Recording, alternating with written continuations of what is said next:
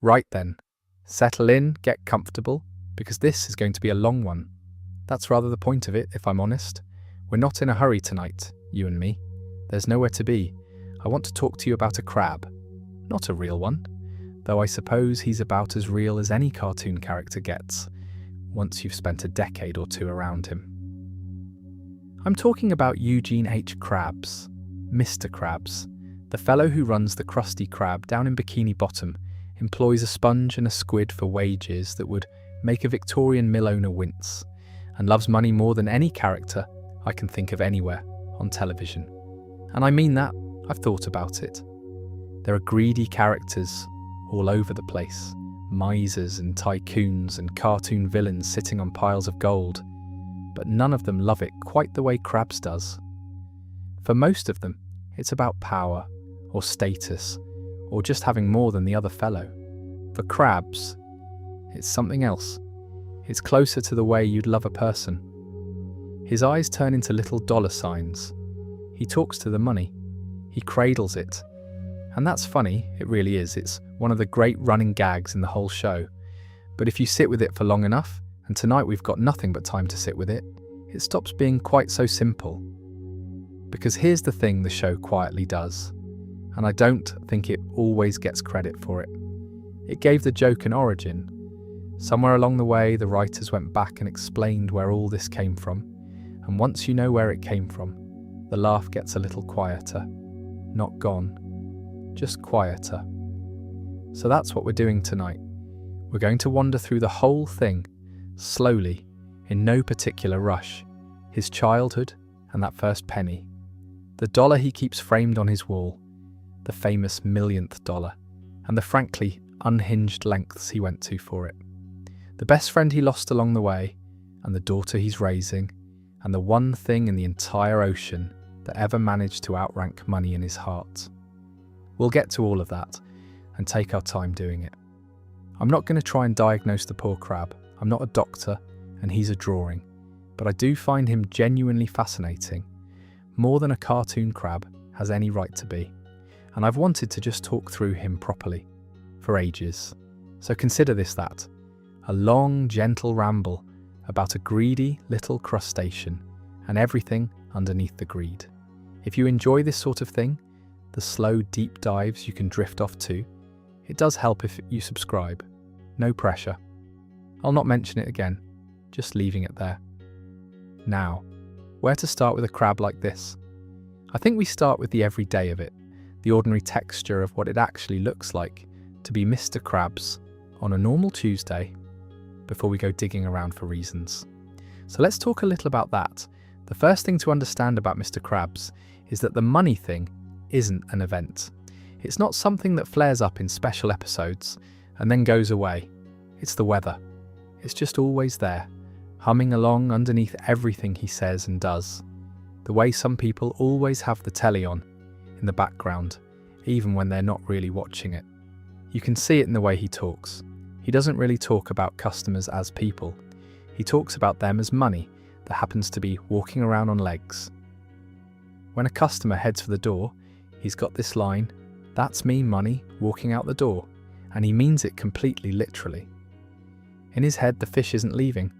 The fish's wallet is leaving, and the fish is just the delivery mechanism it arrived in. He'll say things like, "The money is always right," which is a lovely little twist on the old shopkeeper's phrase, except he's quietly swapped the customer out for their cash. I always thought that one said everything.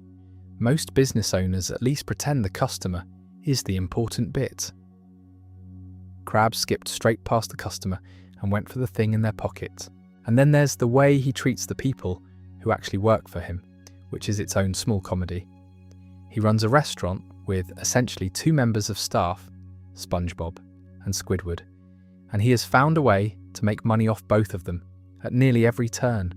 He charges them, his own employees. He charges them for using the facilities in the building they work in. He does a fair bit of what you'd politely call price gouging on the customers too, whacking the prices up whenever he reckons he can get away with it, which is often because the Krabby Patty is the only thing worth eating for miles, and he knows it better than anyone. There's a cold little logic to it when you lay it all out flat. He's got a monopoly, he's got a captive workforce, and he squeezes both for every last coin. If he were a real person, you'd want to report him to somebody. Because he's a cartoon crab, you just sort of laugh and shake your head and love him a bit anyway. Here's a detail I love though, because it proves the obsession isn't lazy. There's an episode called Crab Borg. Daft premise. Krabs becomes convinced he might be a robot. We really don't need to get into it. But buried in there is this throwaway fact that Mr. Krabs remembers the exact price of everything he has ever bought. Everything. His whole life, every purchase, filed away with the price tag still attached. And I find that genuinely telling. Some people can't remember what they had for lunch yesterday. This crab has a perfect, permanent, itemized record of every penny that has ever left his claws. That's not carelessness. That's not just a man who's a bit tight. That's a mind that has organized itself entirely around the stuff top to bottom. Now, I want to be fair to him here, because it would be easy to just pile on. The reason this works as comedy, the reason people have been laughing at it for well over 2 decades, is that it's relatable. That's the slightly uncomfortable truth at the bottom of the whole thing. Most of us aren't anywhere near this bad, obviously. We don't turn into faucets when we drop a coin down a drain. But we all know the pull. We all know the small warm satisfaction of getting a good deal, of watching a number in a banking app tick upward, of finding a fiver in the pocket of an old coat. Krabs has just got that dial turned all the way up and then snapped the knob off entirely. He isn't some alien emotion. He's a very ordinary one, wearing a size that doesn't fit, and I think that's why he lands the way he does. If he were just a random villain hoarding gold in a cave, you'd feel nothing. But he's doing the thing you catch yourself doing, only enormous, and there's something both funny and faintly unsettling about watching your own worst little tendency wander about in a sailor's hat. The other thing worth saying about the everyday of it is how physical it all is for him. It isn't an abstract love of numbers going up on a spreadsheet. He wants to hold it. He wants to be near it. There's a real sensory quality to Krabs and money, the way he'll bury himself in a pile of coins, or clutch a single dollar to his chest, or waltz around the room with it like a dance partner. Money for him is a texture and a smell and a weight in the hand. That's not how most greedy characters get drawn. Most of them are cold about it, calculating. They see money as a scoreboard and nothing more. Krabs is warm about it, affectionate even. He treats a dollar the way you treat a small pet, or a photograph of somebody you miss, which, and I'll not go on about it now, because we've got a whole night for it, is a bit of a clue, isn't it? You don't get that tender about a scoreboard. You get that tender about something that means far more to you than it probably should. There's a version of Krabs where all of this is just a gag and nothing more, and honestly, for a good chunk of the early show, that's mostly what it is. It's a fry cook cartoon, and one of the characters is a cheapskate. Ha, brilliant, on we go. And that's completely fine. Not everything needs to be deep, and I'd argue some of the funniest Krabs moments are funny precisely because they aren't trying to mean anything at all. The eyes go ka-ching, he cackles about his money. You laugh, the plot carries on. There's a purity to that I quite respect, actually. But the show couldn't quite leave it there, and I'm glad it couldn't.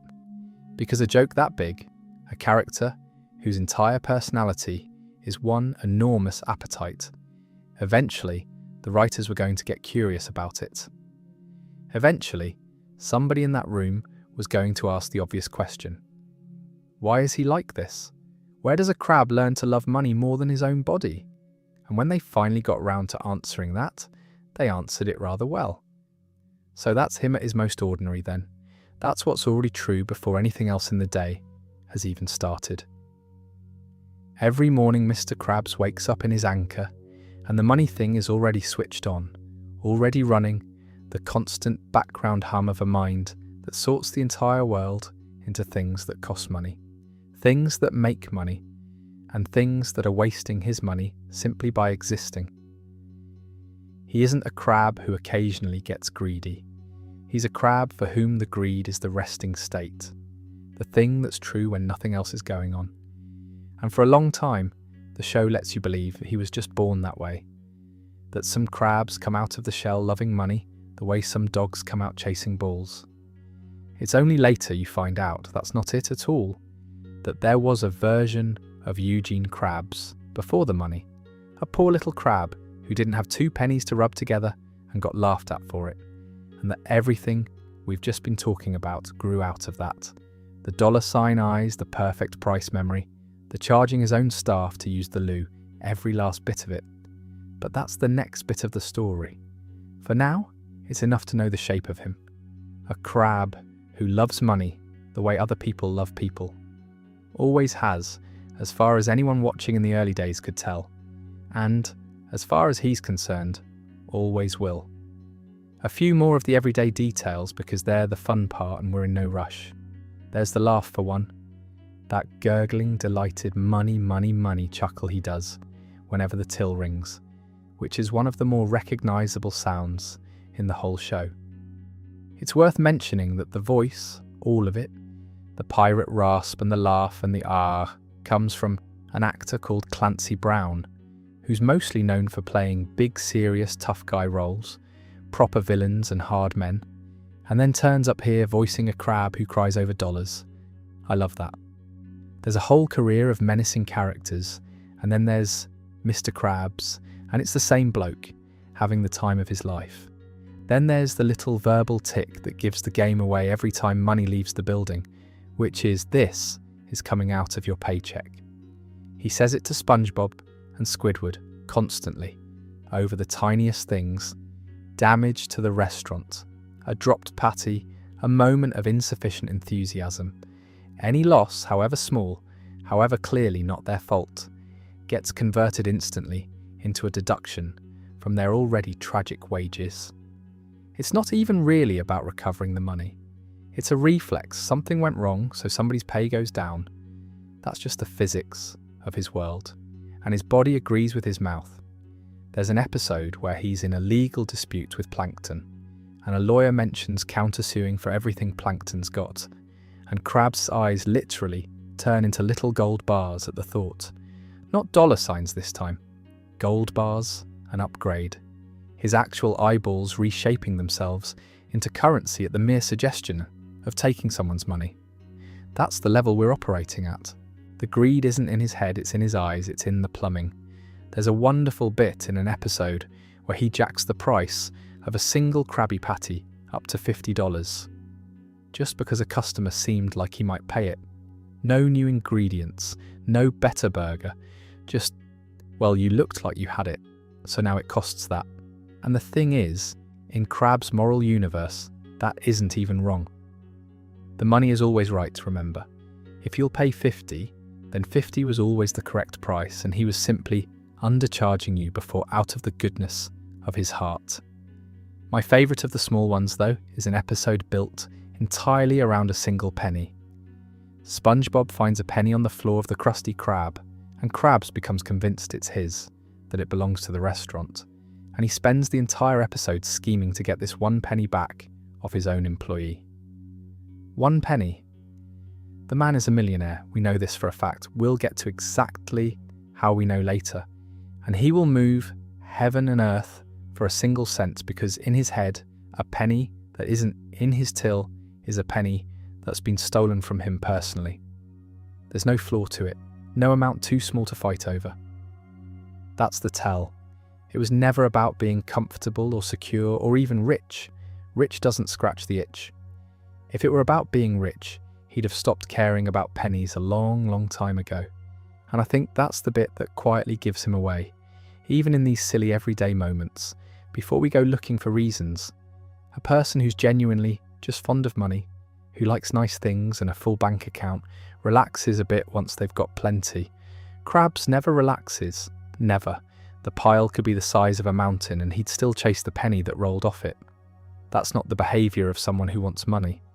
That's the behaviour of someone who's afraid of not having it, which is a completely different engine, and it runs at the same speed no matter how much he's already got. But I'm getting ahead of myself, because that's the reason and I said we'd look at the ordinary stuff first. So let's just leave him there for now.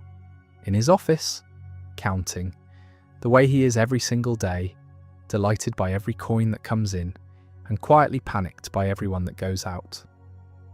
So since we've gone and raised the question of where it all came from, let's actually go back and have a proper look. Let's talk about a poor little crab at a carnival, and the very first coin he ever found. For the first few years of the show, if you'd asked why Mr. Krabs loved money, the honest answer would have been, he just does. It was a trait, not a story. And then right at the start of the 5th season, they gave us the story, in a special episode called Friend or Foe. I've got a lot of time for this episode, because it does something quietly generous. It takes the biggest joke in the show and hands it a childhood. Here's the shape of it. Long before the Krusty Krab, long before any of it, young Eugene Krabs had exactly one friend in the world, and it was Sheldon Plankton. Yes, that Plankton, the tiny green fellow who spends the entire series trying to steal the secret formula. The two of them go all the way back to the very beginning, best friends practically from birth, and they were both, in the language of the playground, a bit of a target. Plankton got it for being a nerd, for being cleverer than everyone around him, and Krabs got it for being poor, properly poor, the kind of poor where the other kids notice and make it your whole identity for you. I want to sit on that for a second, because it's easy to breeze past. The single defining fact of Mr. Krabs' childhood, the thing that gets established as the root of everything, is that he had nothing and got mocked for it. Not that he was born loving money. The opposite, really. He was born without money, in a world that made very sure he knew it. And that's a completely different starting point. One is a quirk, the other is a wound. And then there's the moment. The moment I think is genuinely lovely, and a bit sad, and does more character work in about 10 seconds than most shows manage in a season. Young Krabs is at a carnival, and he finds a penny on the ground. His first ever bit of money, his first real contact with the thing that's going to run his whole life. And what does he do with it? Does he hoard it? Does he hide it away and start the pile that becomes the empire? No, he spends it, immediately, on a balloon, for Plankton. I love that. I think it's one of the most quietly important details in the entire character. The very first thing Eugene Krabs ever did with money was give it away to make his friend happy. Before the money became the point, the money was just a way to do something nice for the one person who didn't care that he was poor. That's the crab underneath the crab. That's who he was before the whole thing calcified into what we know him as. Because somewhere between that balloon and the version of him running the Krusty Krab, the meaning of money changed for him. It stopped being a thing you spend on people you love, and it became something else entirely. The way the show frames it, and I think this is the smartest thing Friend or Foe does, money stopped being currency and started being safety. It became control. It became proof that he'd never have to go back to being that laughed at little crab with nothing. Every dollar he earns after that isn't really about the dollar. It's about the distance between him now and him then. The pile isn't a pile of money. It's a wall he's building between himself and the carnival, and once you see it that way, the whole obsession reads differently. It's not that he loves money, and that's the end of it. It's that he's afraid right down at the bottom of ending up where he started. Fear of losing it all, fear of the poverty coming back, fear, if you want to go all the way down, of being the kid nobody wanted to sit next to again. The greed is just what the fear looks like from the outside once it's had a few decades to harden. I find that oddly relatable, actually, and not in a way that's unique to cartoon Krabs. There's a particular kind of person, and you probably know one, maybe you are one, who grew up with not enough and who can never quite relax about money as an adult no matter how much of it they've got. It's never enough because the fear isn't about the amount. The fear was set a long time ago, and it doesn't check your bank balance. It's a bit like the way some of our parents or grandparents who lived through genuinely hard times will rinse out a takeaway container to reuse it, or keep every rubber band, or refuse to put the heating on until they can see their own breath. It's not really about the container or the rubber band or the heating bill. It's about a feeling that got installed early and never fully switched off. Krabs is that, drawn as a crab, turned up to a cartoonish extreme. There are a few more threads from that childhood worth pulling on, gently, because they thicken the picture. For one, there's a mum in it. Mama Krabs. She turns up here and there across the show, and the backstory paints her as the one who raised young Eugene in their small poor home, and who taught him the value of hard work and, unavoidably, the pain of going without. So the poverty wasn't just a fact of his childhood, it was a lesson he was actively taught by someone he loved about how hard the world was and how little there was to go around. That's a very particular thing to grow up inside. Not just being poor, but being raised by someone who had to make sure you understood exactly how poor, so you'd be ready for it. Kindly meant, probably, but it leaves a mark. Then there's a detail I find genuinely lovely and a bit poignant given how it all turned out.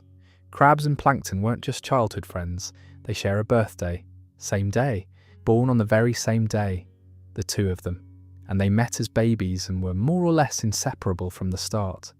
So this wasn't a friendship of convenience, two kids who happened to end up in the same class. These two were bound together from the very beginning of their lives, twinned almost, and the fact that they later split so completely over money and pride makes the shared birthday sting a little. Every year, presumably, they both have the same birthday, on opposite sides of the same street, enemies now. I doubt the show thought that hard about it, but it's there. The two of them as kids had a den, a clubhouse, an abandoned trailer down at the local dump of all places, which is exactly the sort of glamorous headquarters two penniless outcasts would end up with. And that says something too, doesn't it, about where they were starting from. Their special place, their fort, the spot that was just theirs, was a broken down trailer in a rubbish tip. That was the good version of their childhood. That was the treasured bit. And even that they had to build out of what nobody else wanted. They got picked on, as we said, and the show even gives the ringleader of the bullies a name. A kid called Billy, who led the little circle that made both their lives a misery. Plankton for being too clever, and Krabs for being too poor. I mention it only because it grounds the thing. It wasn't a vague, atmospheric sort of hardship. It was specific. There was a specific group of specific kids who made a specific decision to make being poor Eugene's whole identity, day after day. That's how these wounds actually get made. Not by the universe in general, by particular people on particular afternoons, who probably don't even remember doing it. And I keep coming back to the balloon, I can't help it.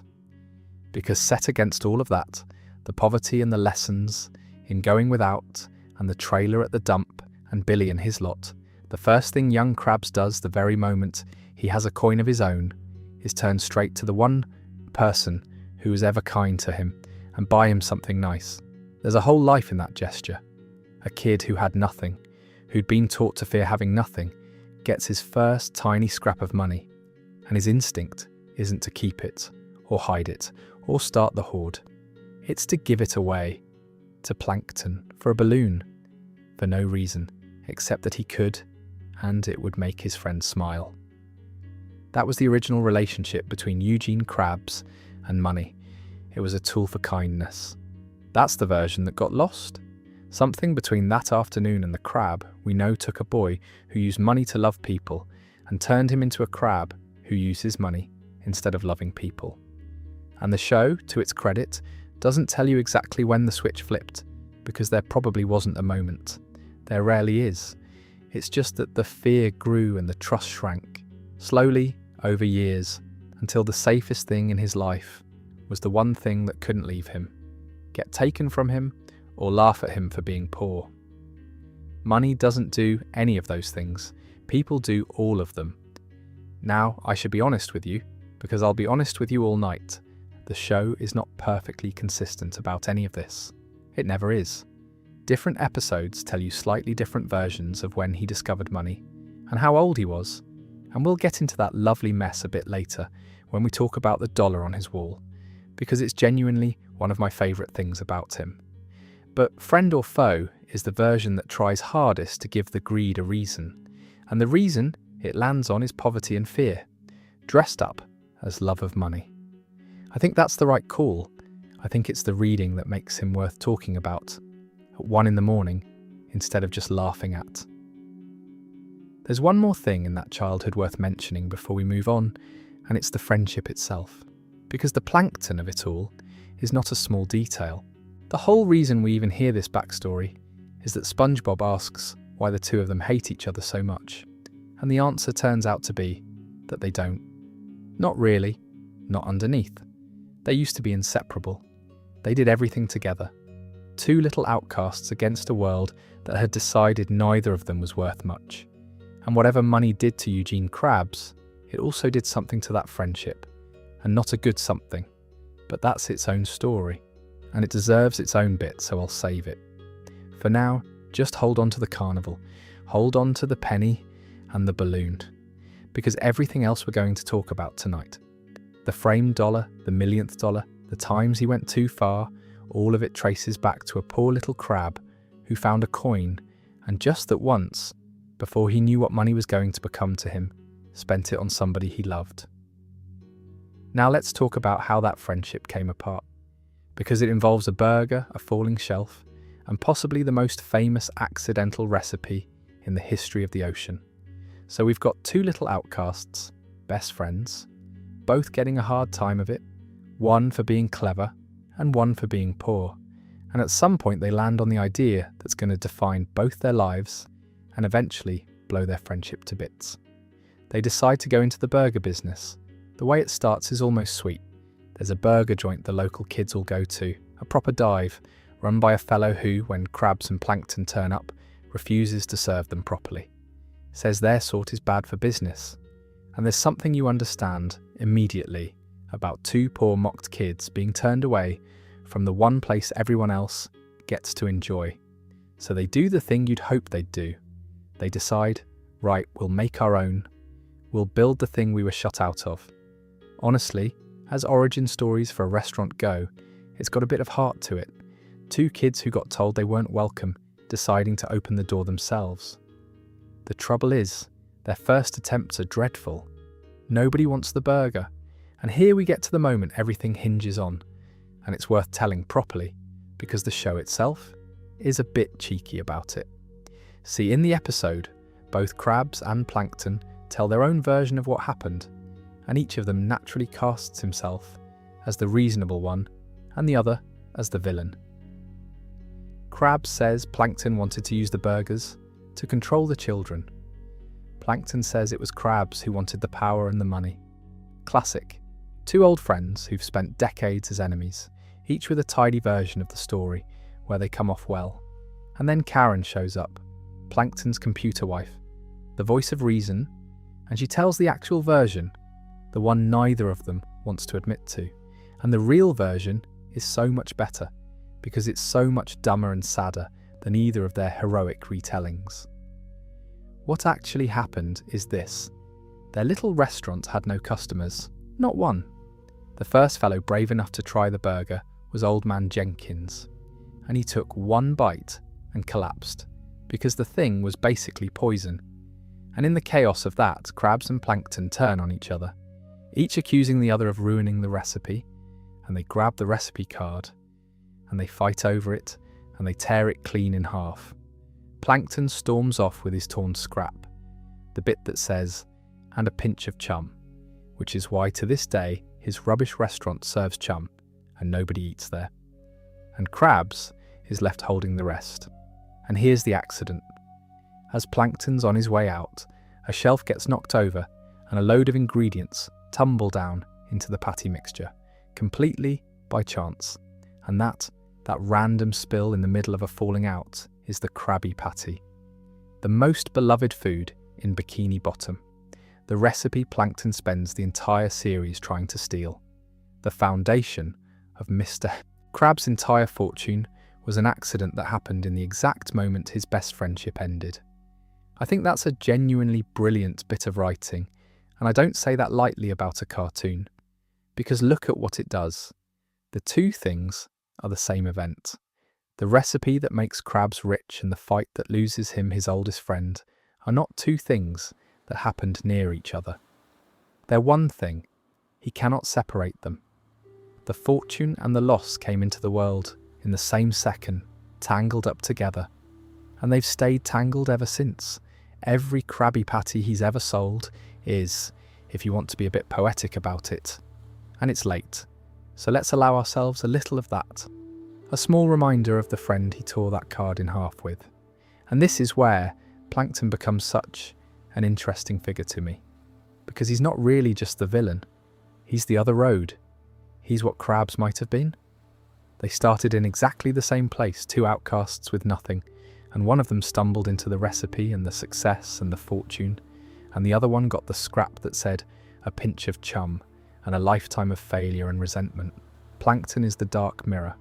He's the version of the story where you don't get the lucky spill. And I think, on some level, Krabs never quite says out loud. He knows that. He knows how close he came to being the one across the street in the empty restaurant. Maybe that's part of why he can never fully let Plankton go. Why the rivalry has this strange, almost affectionate quality under all the schemes. Because this is what gets me about the two of them. For all the traps and the heists and the decades of war over a recipe, the show will occasionally let the mask slip and show you what's actually underneath. And what's underneath is two old men who used to be two little boys who only had each other. There's a moment near the end of that very episode where the two of them, remembering all this, actually hold on to each other and start crying. Genuinely. They break down, all the enemy stuff drops away for a second, and you see it plainly, that they miss each other. That some part of Krabs would take the friendship back in a heartbeat if he thought he could. Now, being SpongeBob, the moment doesn't last. Plankton, being Plankton, uses the whole tearful reunion as a distraction to make one more grab for the formula out of Krabs' pocket. And off they go again, chasing each other around the restaurant, back to being enemies. But that little window before the grab is real, and I don't think the show puts it there by accident. It's telling you that the rivalry isn't hatred, it's grief with nowhere to go.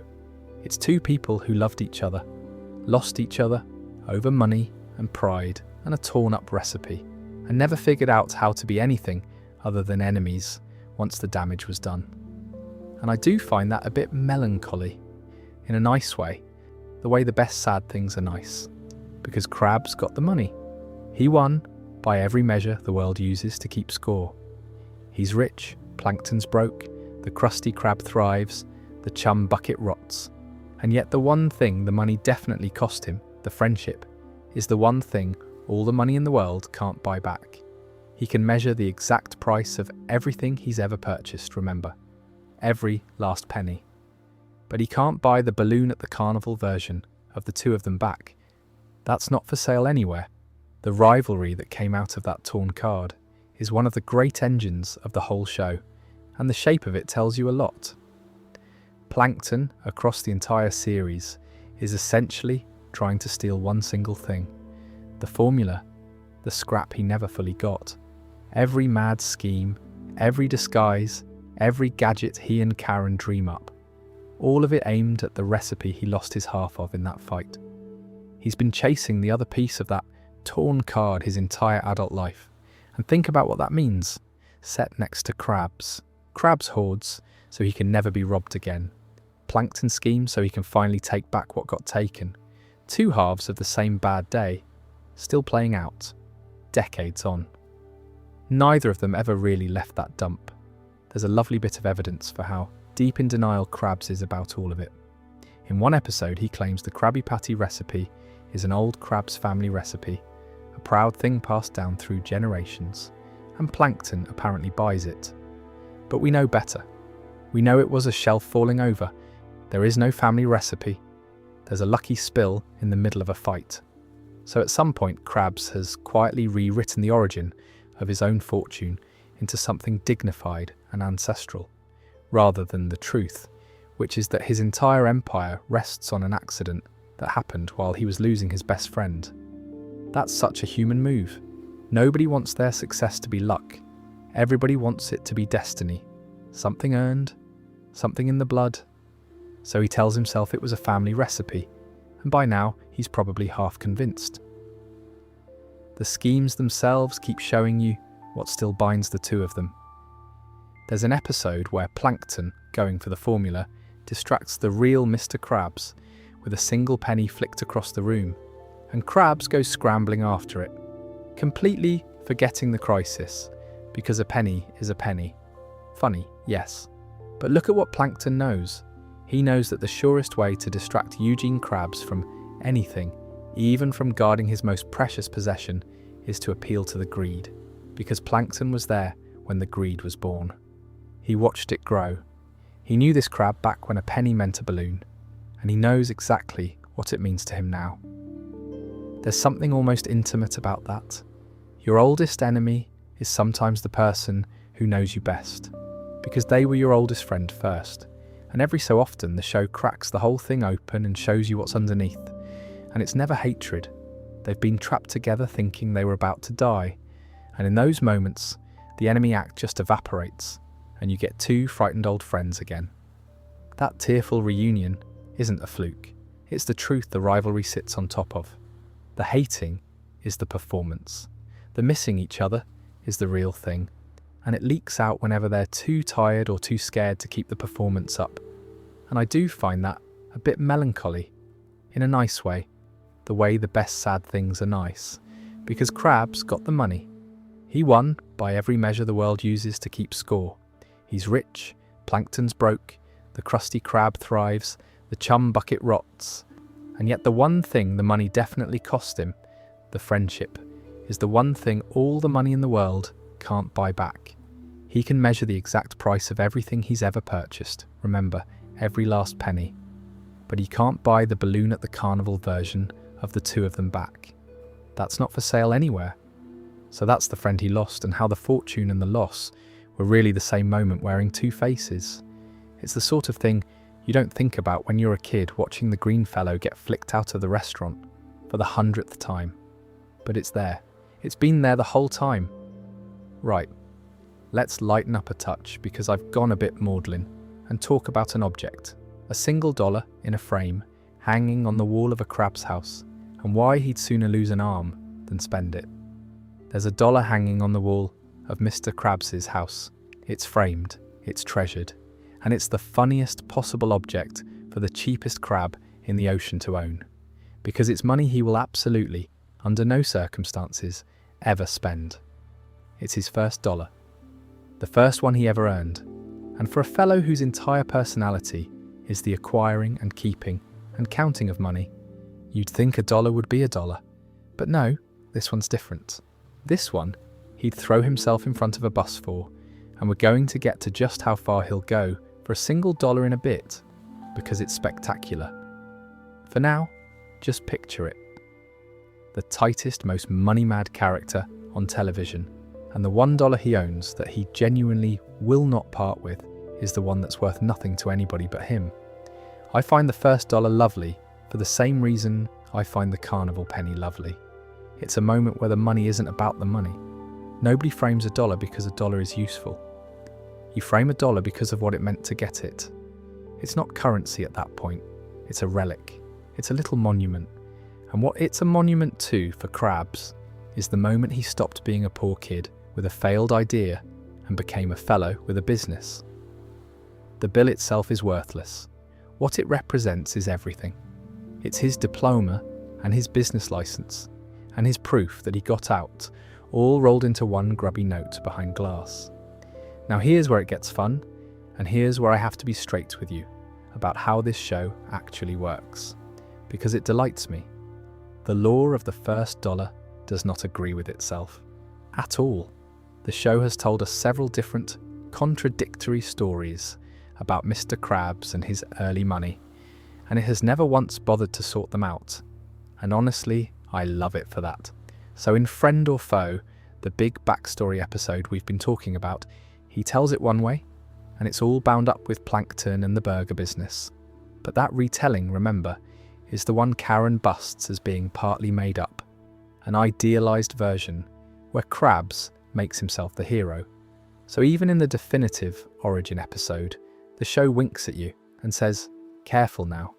He's not a reliable narrator about his own past, which, if you think about it, is exactly right for a character whose relationship with money is this emotional. Of course he mythologizes it. Of course the story he tells about his first money is prettier than what really happened. We all do that with the moments that mattered most to us. Then you've got other episodes that flatly contradict it. There's one Krusty Krab training video where a much younger Krabs already seems perfectly aware of money, at an age that doesn't line up with Friend or Foe, showing him discovering it later. There's another My Pretty Seahorse, where he tells this whole story about having to spend a cherished dollar when he was just 5 years old, which again doesn't fit the other timeline at all. So depending on which episode you're watching, he discovered money as a little boy, or as an older kid, or it was a penny, or it was a dollar, or it was with plankton, or it wasn't. None of it stitches together into one clean history. And you know what? I think that's perfect. And not just because I've made my peace with cartoons being messy. It's perfect because it's true to the character. The first dollar isn't really a fact about his past. It's a feeling he keeps retelling. And feelings don't keep consistent records. Ask anyone to tell you the story of the most important thing that ever happened to them. And then ask them again, 10 years later. And you'll get two different stories, both told with total sincerity. The details drift, the meaning stays put. Krabs has told the story of his first money a dozen ways because the specifics were never the point. The point was always, I had nothing, and then I had something, and I will never let go of the something. That part never changes, no matter which version you get. There's a great little detail in an episode called Hooky, and this one tells you everything about how much the dollar means to him. SpongeBob's in danger, hooked, about to be reeled up out of the ocean, and Krabs uses his prized dollar as bait to save him. Which is a genuinely big deal, because it means in that moment SpongeBob outranks the dollar, and almost nothing outranks the dollar. But then, having saved the sponge, Krabs immediately gets into a fight with a fisherman to get the dollar back. And he does get it back, and it comes back torn, damaged, scarred. I love that so much, because now his most sacred object, the one perfect symbol of his triumph over poverty, has a rip in it. It's been through something. It's got a story on it now, a bit of wear, evidence that even the sacred dollar had to go out into the world and get roughed up. It's not pristine, it survived. Which, if you're the sort of person who reads too much into cartoon Krabs, and at this hour, I very much am, makes it a better monument, not a worse one. A perfect untouched dollar in a frame is just an object. A torn one that he risked a fight to get back is a story. And this is the part I love about the first dollar as a whole. In the real world, this is a genuine tradition. Loads of people who start businesses frame their first note or their first check. Little shops do it. You'll see the first bill they ever took pinned up behind the till. It's a real, human, sentimental thing, and it taps into a completely real feeling. The feeling of, I made this, it worked, here's the proof. So the joke of Krabs and his first dollar isn't really an exaggeration of greed at all. It's an exaggeration of something quite tender and quite common. He's not being weird. He's being a shopkeeper who loved his shop. He's just being it at cartoon volume, like he does everything. So the framed dollar is greed on the surface, the cheapest crab alive, keeping money he won't spend. But underneath, it's the opposite of greed. It's sentiment. It's a poor kid who never forgot the exact moment the poverty started to lift, and who built a little shrine to it, and who will not let it go no matter how much you offer him. Because what would you even offer him? More money. He's got loads of money. This isn't about money. It never was. There's an episode called Wet Painters that leans right into how sacred this dollar is, and it's one of the better Krabs episodes, precisely because it makes his neurosis the whole engine of the plot. The setup is that Krabs hires SpongeBob and Patrick to paint the inside of his house, and he's paralysed with fear about his belongings getting so much as a speck of paint on them. And the thing he's most terrified about, above everything else in the house, is the first dollar. He warns them about it specifically. It becomes the ticking clock of the entire episode. The will they won't they of whether a drop of paint is going to land on this sacred bill. And of course, being SpongeBob and Patrick, disaster looms, and the whole thing turns into a frantic panic about protecting $1 from one drop of paint. $1. In the home of a millionaire, treated like the crown jewels, guarded like a newborn. And here's what I love about Wet Painters as a companion piece to everything else. It shows you the fear naked, without even the excuse of profit. In Clams, which we're coming to, at least there's the logic of a landmark, a millionth, a record.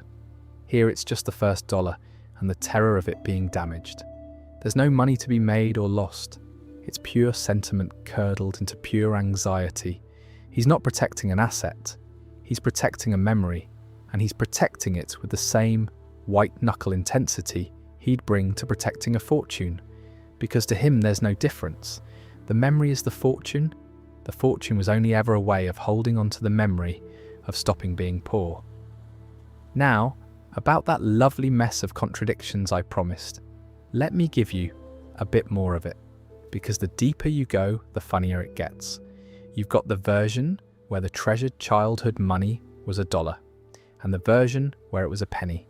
You've got him discovering money as a small boy in one episode, and as an older kid in another.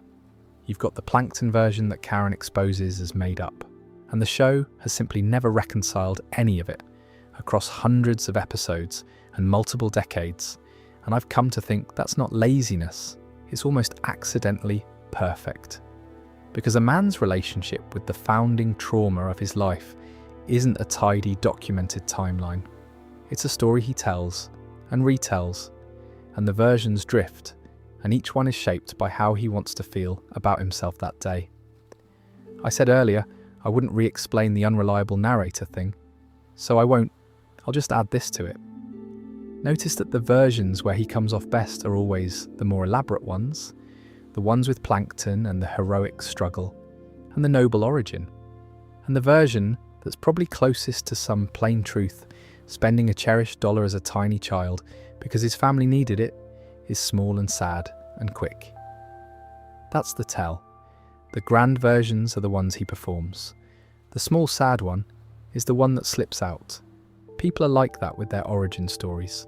The polished version is for the audience. The unpolished one is the real one. And it usually involves need, and it usually hurts a bit to tell. So it comes out shorter. I keep thinking about what it would actually be like to be him about this dollar. To have this one object that means everything, that you'd sooner lose a limb than lose, and to know, deep down, that it's worth $1 to anyone else on the planet. Nobody else can see what you see when you look at it. To the whole world, it's a grubby bill you'd hand over for a coffee without thinking. To you, it's the day the fear started to lift. That's a lonely kind of treasure, isn't it? A monument only you can read. He can't even really explain it to anyone. He can only guard it and panic about paint landing on it, and use it as bait to save a friend, and then fight a fisherman to get it back torn, and hang it back on the wall, scarred now, and love it more for the scar. And that, honestly, is the first dollar in full. Greed on the surface, the cheapest crab, alive keeping money he refuses to spend. Sentiment underneath, a poor kid's monument to the moment things changed. And loneliness under that, a treasure whose meaning nobody else in the ocean can see. Which brings us rather neatly to the most famous dollar in the whole show. Not the first one, the millionth one. And the frankly ridiculous, and I mean ridiculous in the fondest possible way, thing he did to get it back when he lost it. Let's talk about the clam. Right, This is one of my favourites, so I'm going to enjoy this one. There's a season 3 episode called Clams, and it is, I think, the single purest distillation of Mr. Krabs and his money that the show ever produced. It's also, and I say this with total affection, completely bonkers. If you've never seen it, you're in for a treat, and if you have, you already know exactly why I've saved it for the middle of the night. Here's the setup.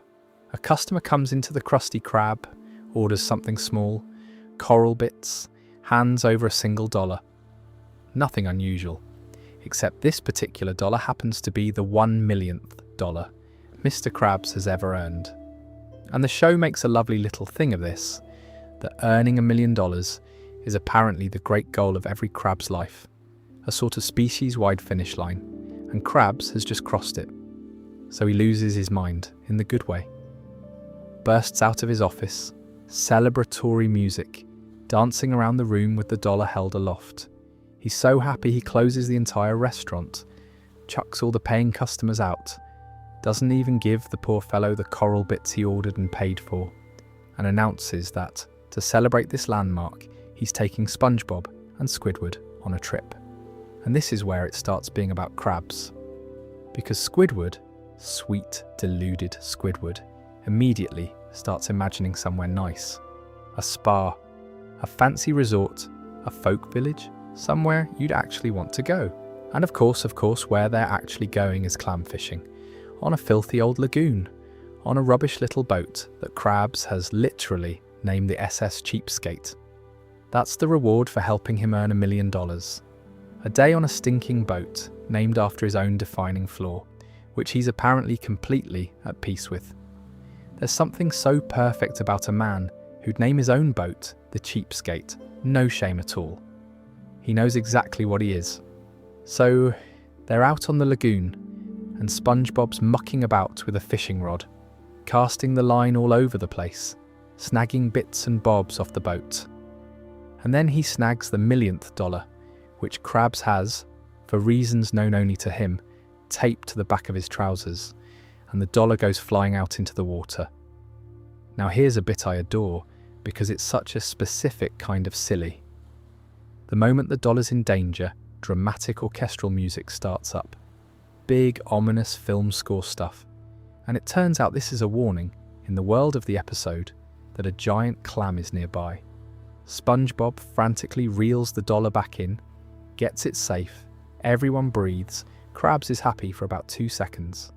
And then a massive clam with blue lips, old Blue Lip, comes leaping out of the water and swallows the dollar whole. Gone. Just like that. The 1,000,000th dollar, the lifetime achievement, down the throat of a clam. And Mr. Krabs loses it. Not angry loses it, devastated loses it. He starts crying, and it escalates into this proper hysterical breakdown. Sobbing, tears everywhere. The works. Squidward, who's about as sympathetic as a wet weekend, tries to snap him out of it, and fails completely. And what starts as grief slowly tips over into something a bit unhinged, because Krabs decides that nobody's leaving that boat until he gets his dollar back. Nobody. This is a fishing trip now, with no end date and no way home. What follows is the bit where the episode stops being about a dollar and becomes about the shape of the man. Because Krabs will not stop. SpongeBob and Squidward, understandably, are getting a bit desperate, so they try to fix it by giving him an ordinary dollar and passing it off as the 1,000,000th. And he nearly falls for it, but then he inspects it and clocks that it's been crumpled and torn and soaked in the lagoon, and best detail, kissed with a specific shade of blue lipstick that SpongeBob's applied to sell the disguise. He knows his dollar. Of course he knows his dollar. He knows the exact price of everything he's ever bought, remember. He was never going to be fooled by a stand-in. Then it really goes off. He throws all the food overboard, leaving one single sandwich as the prize for whoever gets his dollar back. Then chucks the whole fridge over the side too, so they're now stranded, starving, on a boat, in service of $1. Squidward and SpongeBob try to sneak off to the lifeboats, and he catches them, and decides the most sensible use of his 2 employees at this point is to hang them over the water as live bait for the clam, his staff, as bait for $1. And here's the ending, which is the most Krabs thing that has ever happened in the entire show, and I will defend that. He lures the clam in using, and this is a proper fourth wall wink, the same dramatic orchestra music, which it turns out is a real live orchestra he's had hidden in a compartment on the boat this whole time, and which he now conducts personally to summon the clam. He jumps into the clam's mouth. The clam slams shut and dives. SpongeBob and Squidward think he's a goner, and then his head pops up out of the water, holding the dollar, completely delighted, and it's revealed that he fought the clam, they came to terms, and he traded his entire body for the dollar. His whole body. He's left with just his head and one arm. He gave up nearly all of himself physically for a single dollar, and he could not be happier about the deal. Now, on the surface, that's just a great absurd gag, and it works perfectly well as one. But sit with it for a minute. The way we've got time to do, he valued $1 over his own body. Not $1 million, one, the specific one. And the show is completely clear that he thinks he got the better end of the trade. His body, in his own accounting, was worth less than that particular dollar. That's the whole character, in a single moment. The number matters more than the self. The symbol matters more than the flesh carrying it around. There's a lovely layer of nerdery on top of all this that I can't resist mentioning, because it shows you how much thought went into what looks like a daft clam episode. The whole thing is a spoof of Jaws, right down to the title card and the music. 3 characters on a boat hunting a giant sea creature. But it's also doing Moby Dick. Krabs is Captain Ahab, obsessively hunting his white whale, except his whale is a clam and his whale has his dollar. There's a bit where he nails a sandwich to the flagpole as the reward for whoever spots the clam, which is a direct nod to Ahab nailing a gold coin to the mast of his ship for whoever first spots the whale. That's a genuinely clever reference to bury in a cartoon about a crab, and the parallel is exactly right, because Moby Dick is a story about a man whose obsession destroys everything around him and nearly himself. And here's Krabs doing precisely that, over $1 on a boat called the Cheapskate. So that's the millionth dollar. He earned it, lost it to a clam, starved his crew, used them as bait, conducted a hidden orchestra, and traded his body for it, and walked away thinking he'd won. And by his own scoreboard he had. That's the thing you can never quite argue him out of. By the numbers he keeps, it was a good trade. It's only by every other measure a person might use that it's completely mad. A few more bits from clams, because the episode's a gift that keeps giving, and we've the time to unwrap all of it.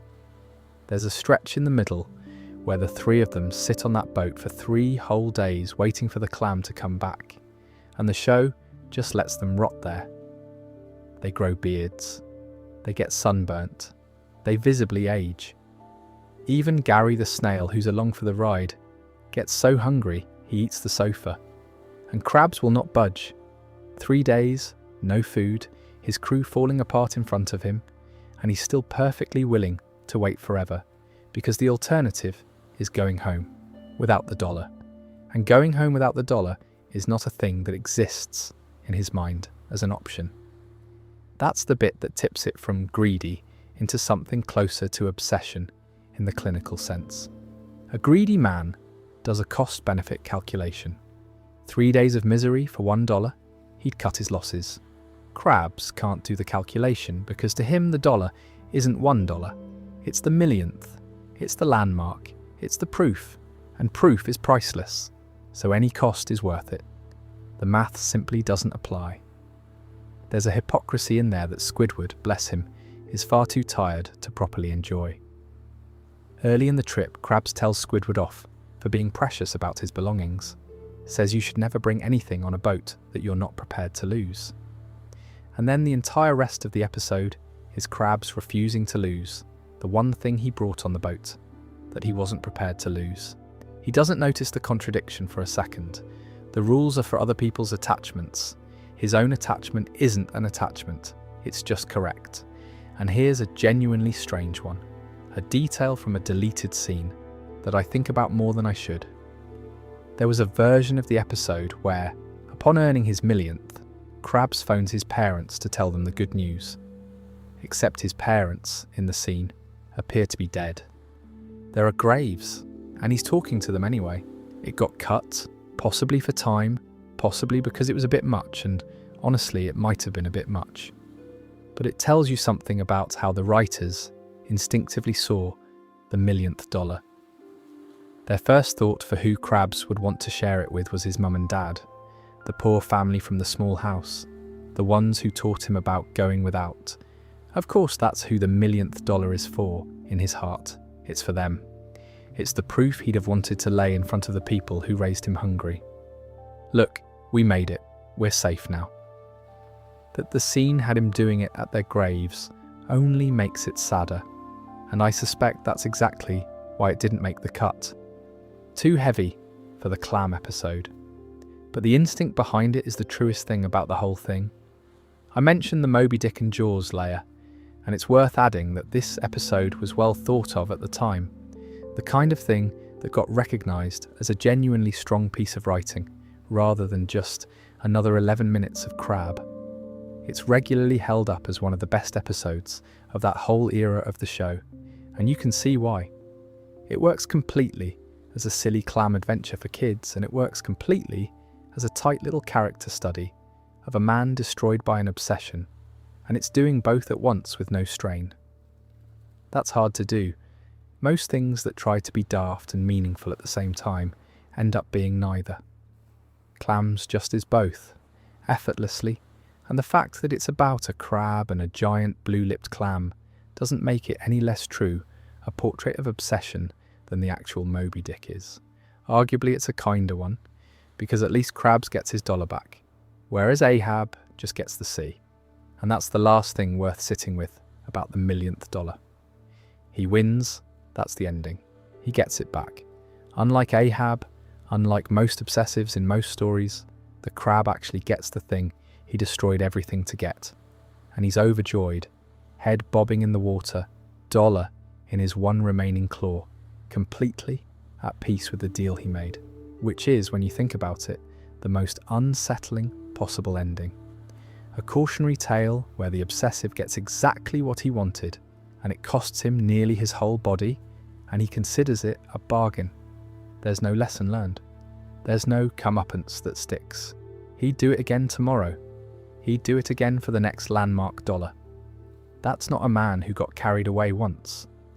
That's just who he is, all the way down, and the clam only made it visible for a day. Let's step away from the money for a bit now, because there's a whole other side to this crab, and it's the side that stops him from being just a joke. Let's talk about his daughter. Let's talk about Pearl. Here's a fact about Mr. Krabs that never stops being a little bit delightful, the more you think about it. He is a crab, and he is the single father of a teenage whale. Her name's Pearl, and yes, she's a sperm whale, and yes, she is enormous, and yes, she lives with her tiny crab dad in a house that's a hollow anchor. And no, the show has never once felt the need to explain the biology of this, and I respect that enormously. It's just true. Krabs is a crab, Pearl is a whale, he's her dad, that's the situation. Get on with it. Sometimes the best world building is no world building, and I bring Pearl up now, right in the middle of all this money talk, on purpose, because she's one of only two things in the entire ocean that the money bows to. We'll get to the other one shortly. But Pearl is the big one, the constant one, the one who was there before the show even started. Because whatever Krabs is about money, and we've established he is very much about money, the show is equally clear that he loves his daughter, and that he'll do things for her that his greed would never otherwise allow. The official version of him, the one you'll find written down, is that he's miserly and hates spending money, but that he'll go to great lengths to make Pearl happy. And that but is doing a lot of work, because great lengths for a crab like this doesn't mean a nice card and a hug. It means spending money, actual money, parting with it willingly for something that gives him no profit whatsoever except a happy daughter. For Krabs, that's practically a religious act. It's him overriding the deepest instinct he's got, And the fact that he does it regularly for her tells you the love is real and it's stronger than the fear. Now, I'll not pretend it's all lovely, because it isn't, and I'd be doing the character a disservice if I painted him as Father of the Year. The honest truth is that his cheapness causes Pearl no end of grief. She's a teenager, she wants the things teenagers want, and she's got a dad who flinches at the sight of a price tag. There's a real recurring tension there, especially in the later seasons, where the show leans harder into the neglect, into him choosing the money over her feelings more than he should, into Pearl having every right to be fed up with him. And that's fair. A dad who's that obsessed with money is going to let his kid down sometimes, and the show doesn't pretend otherwise. But here's what I find genuinely interesting, and it's a bit of a pattern with how Krabs was written over the years. In the early episodes, the balance sits differently. There's an episode called Culture Shock, Early Doors, where he's shown caring about Pearl more than he cares about his money, plainly and without much fuss. That was the original setting of the character. A greedy crab, yes, but one whose daughter clearly came first when it actually counted. It's only as the years went on that the greed started eating into everything, including the fatherhood, and the two started to conflict more often, which is a thing we'll come back to properly, this business of him slowly getting greedier as the show aged, because it's one of the more interesting arguments among people who care about this stuff. What strikes me about the Pearl relationship, and the reason I wanted it here as a bit of a breather in the middle of all the money madness, is that it's the clearest evidence that Krabs isn't hollow, a truly hollow character, a pure miser, a Scrooge with nothing underneath, wouldn't have a Pearl, wouldn't have an exception. The whole point of the exception is that it proves there's something in there the money hasn't reached. There's a room in him the greed doesn't get to go into, and Pearl's in it. And even in his worst, greediest, most flanderized episodes, that room mostly stays intact. He'll do appalling things for a nickel, but there's a line, and the line has his daughter on the other side of it. I think that's actually why he's held up as a character for so long, and why critics who've been quite harsh about the exaggeration of his greed have still weirdly had good things to say about him as a father. It's a genuine tension that makes him more than a gag.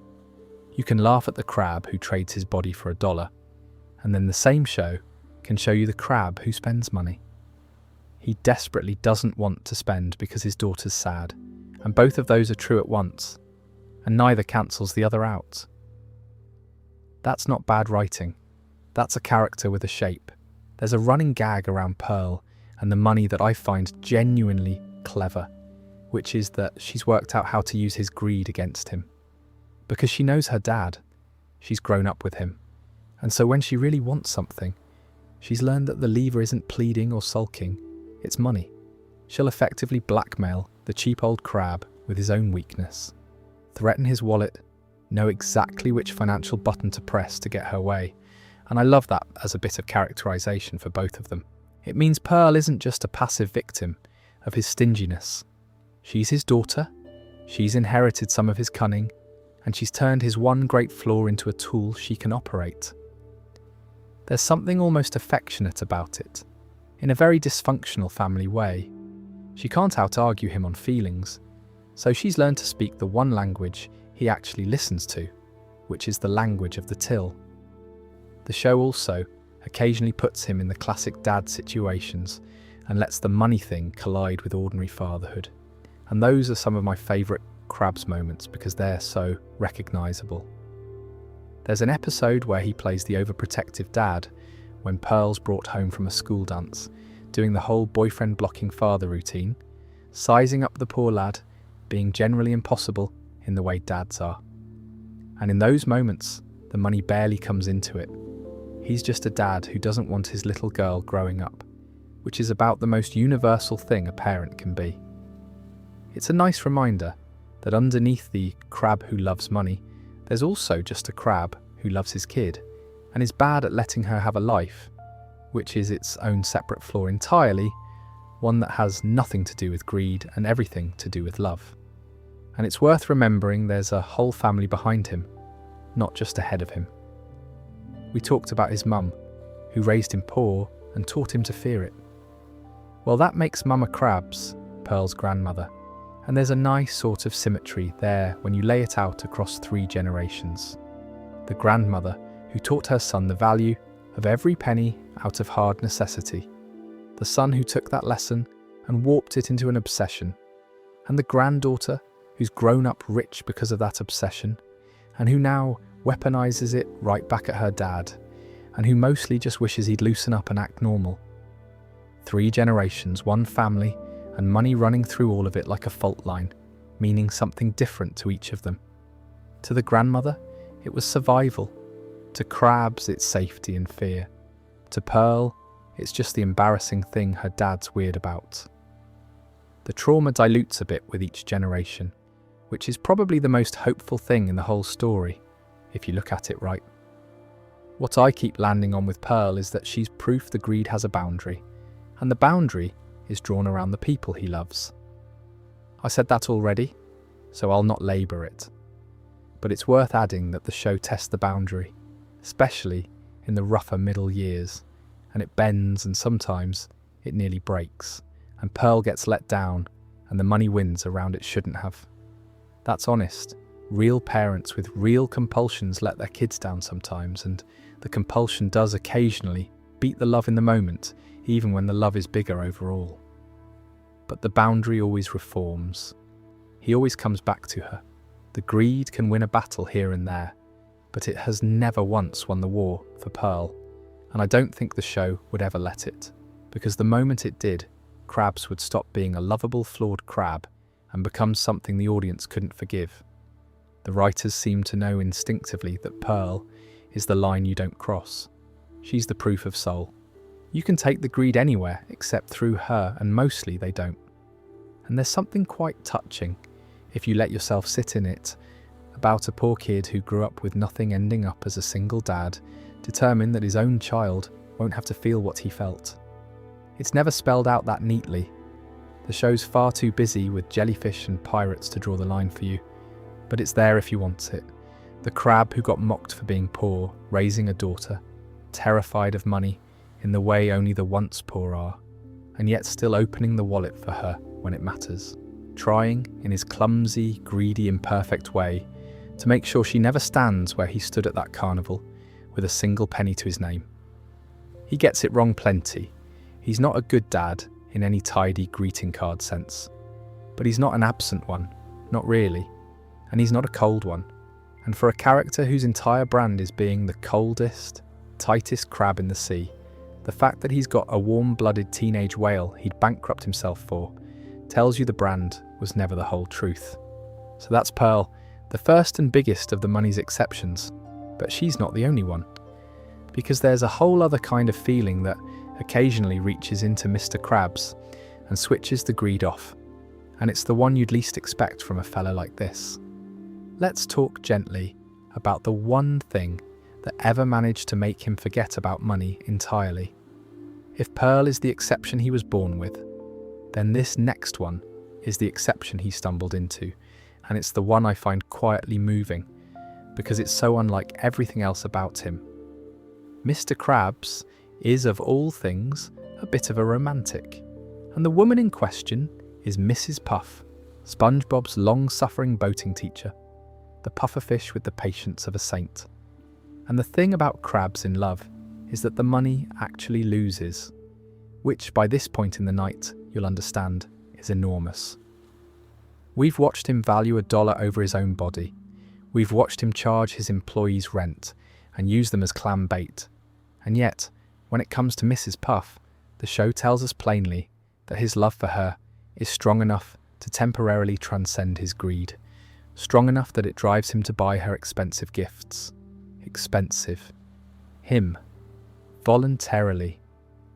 That's not a small thing for this character. That's the deepest instinct he has, getting quietly overruled by a feeling. And it only happens for 2 people in the whole ocean. Pearl and her. There's a storyline that I think is the most revealing thing the show ever did with Krabs and loneliness. And I want to tell it properly because it's genuinely a bit heartbreaking under the daftness. It involves plankton, naturally, because everything eventually involves plankton. Plankton, in yet another scheme to get the formula, builds a robotic woman, a fake, and sends her in to romance Mr. Krabs. The idea being that if Krabs falls for her, he'll let his guard down and spill the secret. And it works, at least for a while. Krabs falls for her completely, they get to the point of a honeymoon, and then it comes apart, as these things do, and the disguise is blown, and Krabs realises the woman he'd fallen for was a machine built by his oldest enemy to trick him, which is humiliating, and he's furious. But then the show does something I didn't expect from it. Instead of just playing it for laughs and moving on, Krabs gets honest. He admits, more or less, that he'd been alone for so long that he was desperate for the company. That he was so starved of connection, he let himself be fooled because being fooled felt better than being alone. And then, the bit that gets me, he says that even though she wasn't real, his feelings were. Even though she wasn't real, his feelings were. I think about that line more than I'd like to admit for a line spoken by a cartoon crab. Because it reframes the whole character. Here's a fellow who has built his entire life around a thing you can hold and count and lock in a safe, money. The most solid and reliable and real thing there is.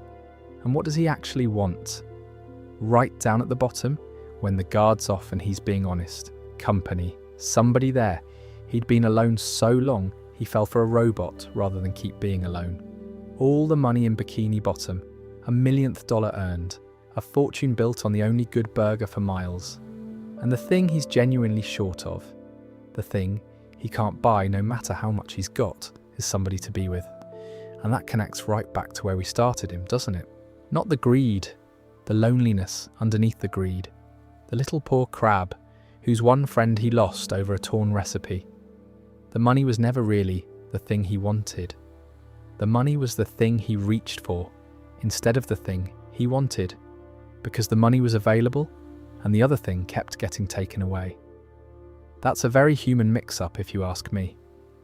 Reaching for the thing you can control because the thing you actually need feels too risky to want out loud. I keep coming back to that penny at the carnival, and I promised I wouldn't re-explain it. So I won't. I'll just point at it. The very first thing he ever did with money was buy a balloon for his friend. Before it curdled into all this, money for Krabs was simply a way to do something nice, for somebody he cared about.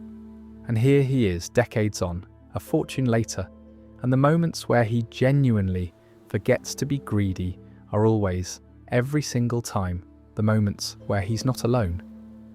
When Pearl needs him, when Mrs. Puff's in the room. That's the pattern, and once you see it, you can't unsee it. The greed switches off exactly when the connection switches on. They're two ends of the same thing, which makes me a bit sad for him in the fond way, because he doesn't get those moments very often. He's a hard fellow to be close to. He's spent so long treating everything as a transaction that real closeness sort of bounces off him. And the two exceptions he's got, his daughter and his sweetheart, are the only cracks in a wall he built specifically to keep himself safe. He put that wall up to make sure he'd never be that poor, mocked, lonely little crab again. And the wall did its job on the poverty. He's rich, but walls don't know the difference between keeping the bad thing out and keeping everything out. And the same wall that keeps the poverty away also keeps most of the warmth away. And he's left standing in the middle of a fortune, mostly on his own, occasionally letting Pearl or Mrs. Puff in through a gap. That's the thing money can't do, and I think somewhere he knows it. It can't sit with you. It can't be pleased to see you. You can trade your whole body for $1 and hold it in your one remaining claw, and it still won't say a word back to you. The dollar's a brilliant wall. It's a rotten friend. And it's not only romance where you see the loneliness leak out. There's an episode, a fan favourite, where Krabs actually loses SpongeBob to Plankton, gambles him away in a bet, and has to watch his fry cook go off to work at the chum bucket. And rather than just being annoyed about losing his best worker, which is what you'd expect from the pure greed version of him, Krabs falls apart. He misses him. There's a whole song about it, Krabs singing about how much he misses SpongeBob, and what he's mourning there isn't the lost labour at all, it's the person himself. He genuinely mourns the sponge. And when he gets him back, the relief isn't a boss getting his employee back. It's something much closer to a dad getting his kid home. It's another crack in the wall, another moment where you see that the thing Krabs actually can't bear isn't losing money, it's losing people. You see the same thing in the way he'll show up for the people around him when it counts, even when there's nothing in it for him. There's the famous episode where Squidward's roped into leading a band and it's a disaster, and Krabs is there, part of the ragtag group, helping pull it off. There's no profit motive, he just turns up and is part of it. And these moments matter precisely because they're rare, because the default setting is so aggressively self-interested that the exceptions glow. When a character who charges his own staff to use the toilet quietly shows up to help someone with something that makes him no money at all, you notice. The show trained you to notice by making him such a miser the rest of the time. I think what all these moments have in common, the robot bride, the mist sponge, the band, and everything with Pearl, is that they're the times Krabs briefly stops keeping score. And keeping score is really what the money is. Every dollar counted, every price remembered, every paycheck docked. It's all one enormous, never-ending tally. A way of always knowing exactly where he stands. Because standing on solid countable ground is how he stops feeling like the poor kid who could lose everything. Connection is the only thing that ever gets him to put the ledger down. When he's with someone he loves, just for a moment, he forgets to count. And that, I reckon, is the closest thing to peace the character ever gets. Not the money, the forgetting to count. There's a real sadness in how seldom it happens, though, and I don't think the show shies away from it. Mrs. Puff is a long, on and off sort of relationship, never quite settled, and the honeymoon with the robot ended in humiliation, and SpongeBob had to be won back. And Pearl mostly just wishes he were less weird about cash. These aren't easy, uncomplicated bonds. They're the strained, intermittent connections of a person who's genuinely hard to get close to, because he spent his whole life making sure nothing could get close enough to hurt him. The wall did its job. It kept the poverty out. It kept the fear out. It also kept most of the warmth out. And he only ever lets it back in through a couple of narrow gaps, and even then not for long. And even then he usually finds his way back to the ledger before the episode's over. But the gaps are there. That's the point I keep wanting to make about him. The thing that turns him from a joke into a character worth staying up for. The gaps are real. He is not a solid wall of greed. He's a wall with a couple of doors in it that he mostly keeps shut. And behind the doors is a crab who genuinely rather not be alone, who fell for a machine because being fooled hurt less than being lonely, who sang a whole song about missing a sponge, who buys expensive gifts for a pufferfish because the feeling overrides the fear for once. All of that is in there. He just can't live there. He visits and then he goes back to counting, because counting is safe and feeling is not. And he learned which was which a very long time ago at a carnival with a penny before he knew any better.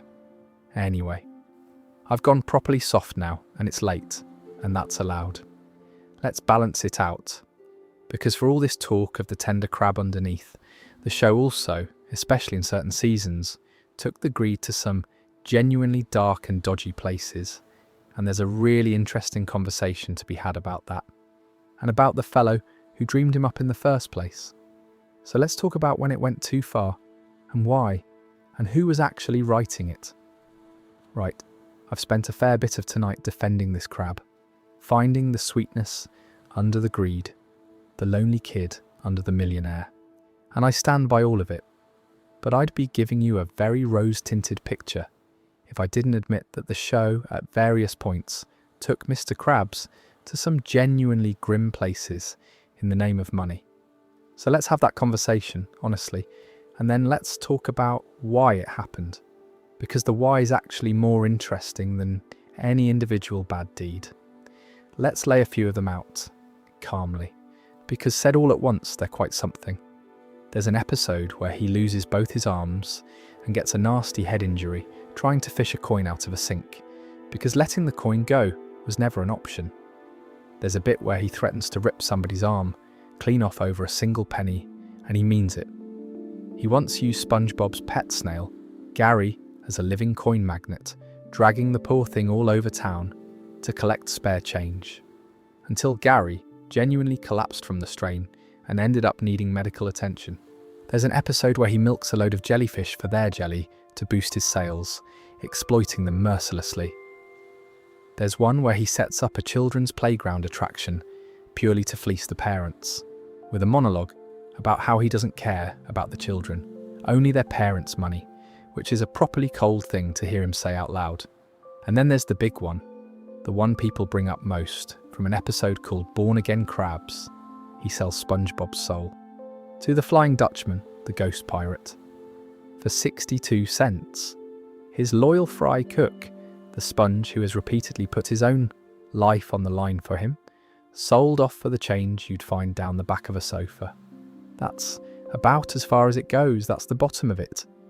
Now I could just leave it there and let him look like a monster, but that wouldn't be fair, and it wouldn't be accurate either, because the very same episode does something important. After he sells the soul, Krabs is horrified at himself. He throws the coins to the ground in disgust and says he doesn't want the foul money, he wants SpongeBob back. And that's the real Krabs reasserting himself. The one with the room the greed can't fully reach. The greed drove him to do a terrible thing, and then something deeper drove him to undo it. He's not a villain who enjoys the cruelty. He's a fellow who gets dragged into cruelty by the appetite, and then, when he sees what he's done, is appalled. That distinction matters, and you see it elsewhere too, the fatherly warnings to SpongeBob and Patrick, the moments of genuine concern, the times the care wins. He's not all bad. He's a good crab with a bad appetite mostly.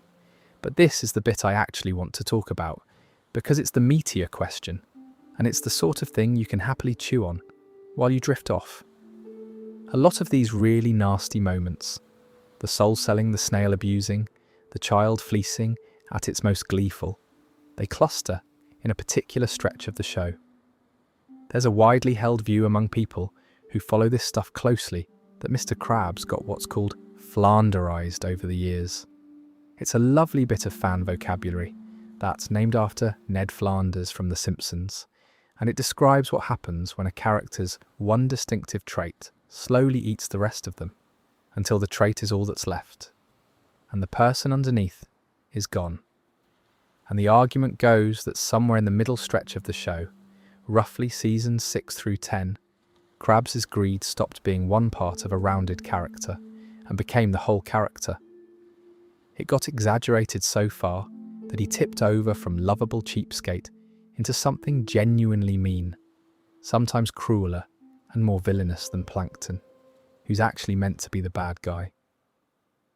And a lot of long-time viewers didn't like it, and I have to say, I'm rather with them, because the greed was always funniest and most interesting when it had the fear underneath it, when you could feel the poor kid driving the miser. Strip that out, keep only the appetite, crank it up, and you don't get a funnier character, you get a colder one. You get a fellow doing horrible things for money with nothing human left to explain it. And that's not more of Mr. Krabs, that's less of him. The good news, if you're a fan, is that the show seems to have largely figured this out, and in the later seasons, he's recovered a good chunk of his original self. He's still a total miser, that's never going away, it's the whole point of him. But the balance came back. The daughter he loves, the friend he misses, the guard that occasionally drops, they came back into the mix, he got his shape back. And I think there's a genuinely interesting lesson buried in that whole Flanderization story, and it's not really about Krabs at all. It's about how easy it is to mistake the symptom for the character. The writers who leaned hardest into pure greed weren't wrong that greed is his defining trait. They were wrong about what the greed was for. They saw a crab who loves money and thought the joke was, he loves money, isn't that awful? When the actual joke, the good version, the version that lasts, was always, he loves money because he was once a frightened little crab with none. Isn't that a bit sad and a bit funny at the same time? Same trait, completely different character. One of them is a monster of the week, The other one's worth staying up till 1 in the morning talking about. It's a bit like, and forgive me, this is the sort of comparison that only makes sense at this hour, but it's a bit like when someone tells a story about a friend and only keeps the punchy, exaggerated bits. The "oh, he's so cheap he once did this mad thing," and drops all the context about why. The story gets louder and the friend gets flatter. You've probably had it done to you at some point. Been reduced to your one funny trait at a party, while the actual, you sat there thinking, well, that's not the whole picture, is it? That's what happened to Krabs for a few seasons. He got reduced to his one funny trait, and the whole picture got left out. So when it went too far, that's what going too far actually meant. Not just the individual cruel acts, though there were some real shockers. It meant forgetting the wound and keeping only the greed. And the fact that the show course-corrected, that it went and found the poor kid at the carnival again, is, I reckon, why the character survived.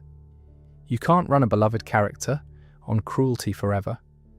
Eventually, you have to remember why he's like that, or he stops being anyone at all. There are a few more from the darker stretch worth naming, because they show the range of what the greed got twisted into. There's the Krabby Chronicle, where he sets up a newspaper and makes SpongeBob write outright lies about people, printing slander, ruining reputations, purely because scandal sells, and sells means money. There's a whole subplot in another episode where he prints counterfeit notes, actual forgery, faking money to have more of it, which is a funny sort of irony for a fellow who worships the real thing. There's Life of Crime, where he pays SpongeBob in fake money and nicks people's belongings to avoid paying for anything. Laid end to end, it's a proper rap sheet. The crab breaks the law casually and repeatedly, more often than Plankton does, which is a strange thing to be able to say about the character who's meant to be the good guy of the pair. And then there's the one that comes up whenever people talk about Krabs going too far, an episode where he torments Plankton so relentlessly, so cruelly, over money and spite, that it tips right over the line from comedy villainy into something genuinely nasty. I won't dwell on the specifics because it's grim, and it's not really the fun kind of grim, but it's widely considered the low point. The moment the Flanderization stopped being an exaggeration of a funny trait and became actual cruelty for its own sake. When your lovable, greedy crab is being crueler than the actual villain, and not in a way the show seems to fully realise is a problem, something's gone wrong in the writing. A lot of longtime fans point to that episode as the exact spot where they felt the character they loved had been lost. So how do you square all that with everything else we've said tonight? The poor kid, and the balloon, and the tender dad, and the lonely romantic. And I think the honest answer is, you don't fully square it, and you shouldn't try to. The truth is that Mr. Krabs is not one consistent character written by one consistent hand across all those years. He's been written by loads of different people in different eras with different ideas about what he is and what he's for. Some of them understood the wound under the greed. Some of them just saw a funny, greedy crab and thought funnier meant greedier, and greedier meant nastier. And the character you get depends heavily on which of them was holding the pen that week. That's not a flaw in my reading of him. That's just the reality of a long-running show. The deep version and the shallow version both exist in the same character because different writers made different choices. What I'd say though, and this is me having an actual opinion rather than just reporting, is that the shallow version doesn't hold up and the deep version does. And you can tell by which episodes people still talk about. Nobody rewatches the cruel ones for pleasure. They get discussed as controversies, as low points, as examples of the character going wrong. Whereas the ones with the wound showing, the backstory, the millionth dollar, the moments where the money loses to something bigger, those are the ones that lasted, the ones people quote and revisit, and apparently make hours-long videos about at 1 in the morning. The greed alone was never enough to carry him. It needed the fear underneath to be worth anything. Take the fear away, and you've just got cruelty with a lobster red paint job. And cruelty on its own gets old fast. The reassuring end to the story, as I mentioned, is that the show mostly figured this out and walked him back toward himself. He's still a miser. He'll always be a miser.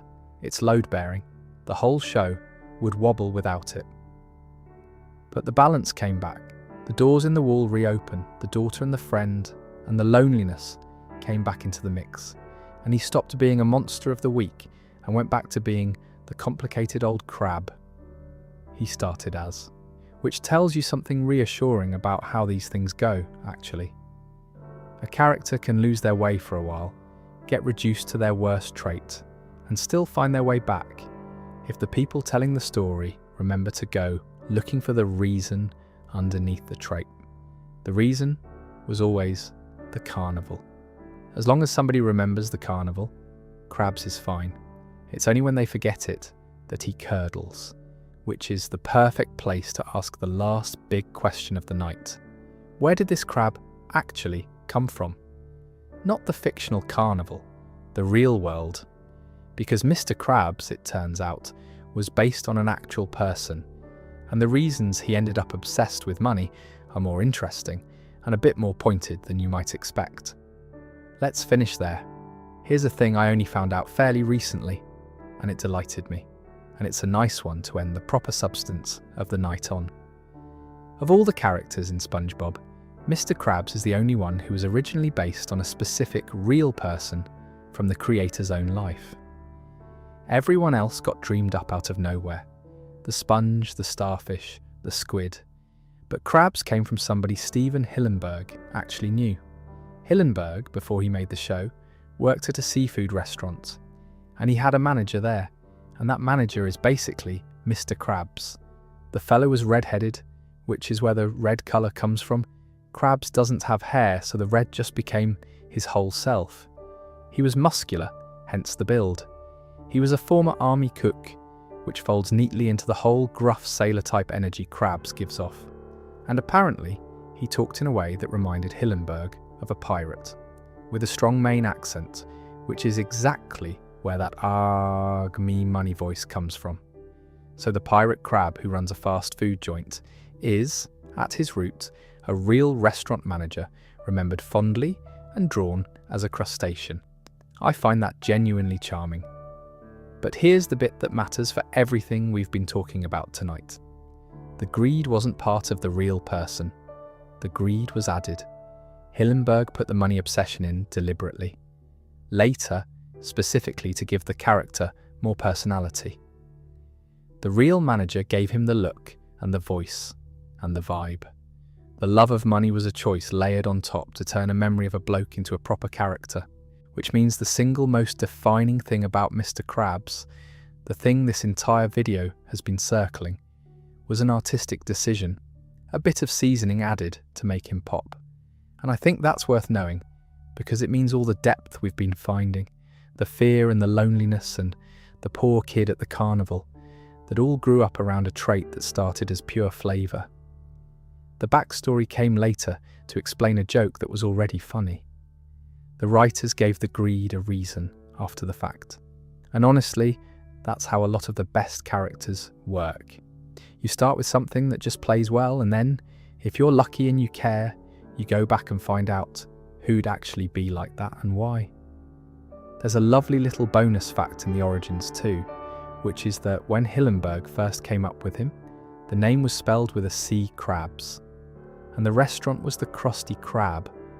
He changed it to a K before they started making the show, because he decided Ks were funnier and more memorable. And he was right, wasn't he? Krusty Krab is funnier. Something about the hard K.